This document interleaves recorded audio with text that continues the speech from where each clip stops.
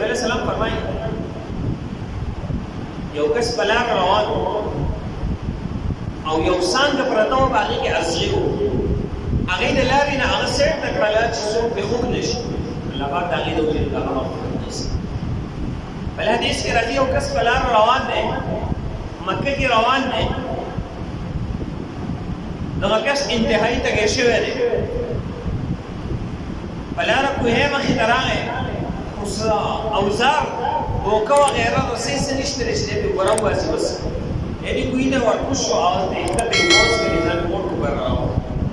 کله چې ډېر راوختو نو هلته یو سپی دی هغه انتهایي تږی شوی دی او د تندې د وجې نه چې دی نه هغه لم نه خټله هغه څه دي انتهایي تږی شوی دی چې دا حالت ولې دی انتهایي خفه شو زما د تندې په شان حالت د سپي هم دی دی دوباره دې کوهي ته کوشو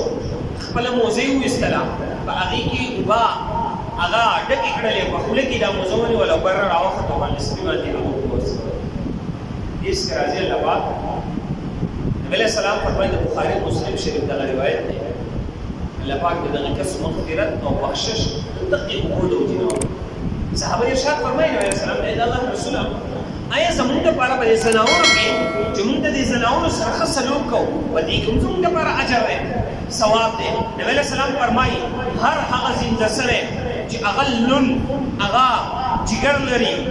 مطلب هغه سا لرونکی دی برابر خبره ده که هغه انسان دی که هغه یو ځناور دی د هغه سره په ښه سلوک کې ستاسو لپاره هغه ثواب دی هغه چې په لاره کې سپی به مو ټاقته به ګټۍ ولګوي که چې دی نو هغه به تا ته نقصان نه در رسوي ولې زموږ دین اسلام مونږ ته یوازې دا تعلیم نه راکوي چې یو انسان سره هغه ښه سلوک کوه زما دین اسلام ما ته دا تعلیم هم راکوي چې د ځناورو سره هغه هم ښه سلوک کوه ځناورو ته بغیر د څه وجې نه هغه تکلیف مه رسوه زما او ستا دین ما تا ته تعلیم راکوي نبی علیہ السلام فرمائی بعثت للناس کافة زه ټولو خلکو ته هغه رحمت را لېږلی شوی یم زه انسانانو ته ځناورو ته جناتو ته ټولو ته هغه پیغمبر او رحمت را لېږلی شوی یم